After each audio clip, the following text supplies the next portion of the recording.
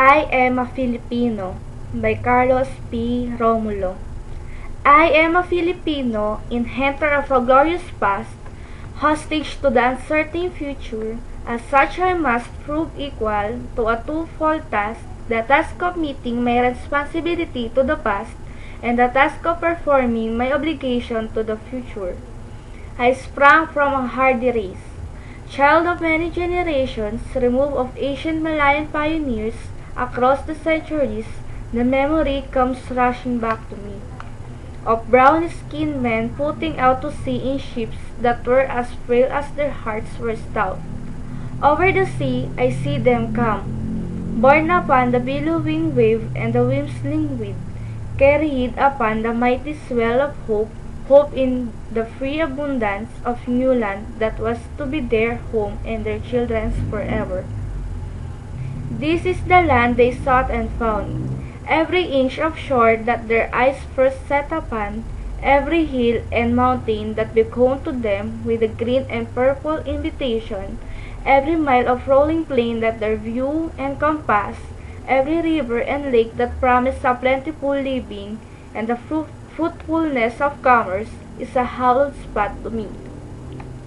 By the strength of their hearts and hands, by every right of law, human and divine, this land and all the appurtenances thereof, the black and fertile soil, the seas and lakes and rivers teeming with fish, the forests with their inexhaustible wealth in wildlife and timber, the mountains with their bowels swollen with minerals, the whole of rich and happy land has been, for centuries without number, the land of my fathers, receive in trust from them, and in trust will pass into my children, and so on until the world no more. I am a Filipino. In my blood runs the immortal seed of heroes, seed that flowered down the centuries in deeds of courage and defiance. In my veins yet pulses the same hot blood that sent Lapu-Lapu to battle against the alien foe, that drove Diego Silang and Dagohoy into rebellion against the foreign oppressor. That seed is immortal.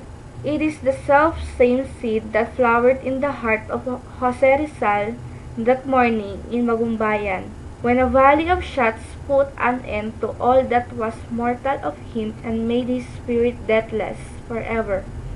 The same that flowered in the hearts of Bonifacio in Balintawak, of Gregorio del Pilar, and at Tirad Pass of Palanan, and yet burst forth royally again in the proud heart of Manuel L. Quezon, when he stood at last on the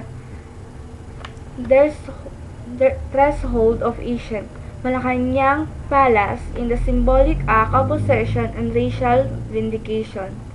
The seed I bear within me is an immortal seed. It is the mark of my manhood, the symbol of dignity as a human being, like the seeds that were once buried in the tomb of Tutankhamen many thousand years ago.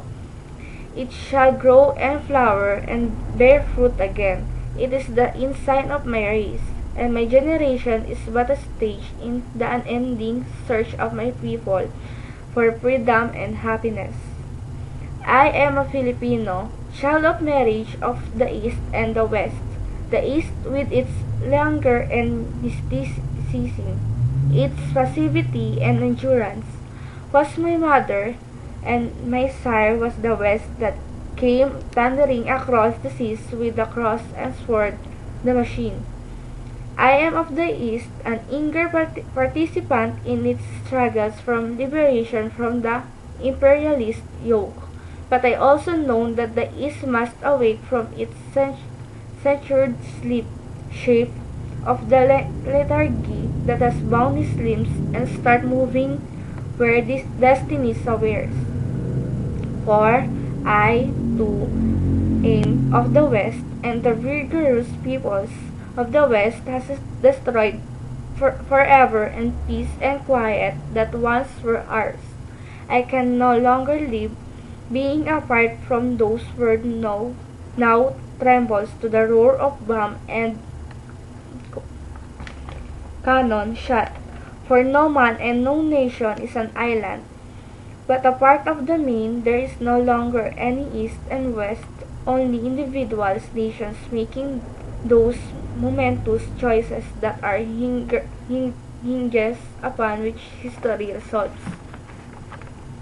At the figure of progress in this part of the world I stand, a four-formed figure in the eyes of some, but not no one defeated and lost.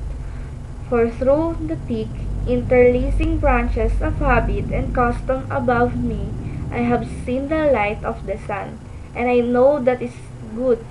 I have seen the light of justice and equality and freedom, and my heart has been lifted by the vision of democracy, and I shall not rest until my land and my people shall have been blessed by this.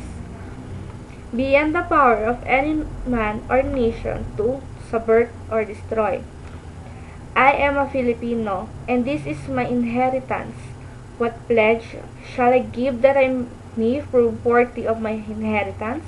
I shall give the pledge that has come ringing down the corridors of the centuries, and it shall be compounded of the joyous cries of my Malayan forebears when they first saw the contours of this land loom before their eyes, of the battle cries that have resounded in every field of combat, from Mactan to Tirad Pass, of the voices of my people when they sing, Land of the morning, child of the sun returning, never shall invaders trample thy sacred shore. Out of the lush green of these 7,000 years, out of the heartstrings of 16 million people, all vibrating to one song, I shall weave the mighty fabric of my pledge out of the songs of the farmers at sunrise when they go to labor in the fields, out of the sweat of the herd-beaten pioneers in Maling and Coronadal, are of the silent and rains and stiff doors as the fires and the ominous grumbling of peasants Pampanga, out of the first cries of babies newly born and the lullabies that mothers sing, out of the crashing of gears and the whine of turbines in the factories, out of the crunch of flues upturning the earth, out of the limitless patience of teachers in the classrooms and doctors in the clinics, out of the throng of soldiers marching, I shall make the pattern of my pledge.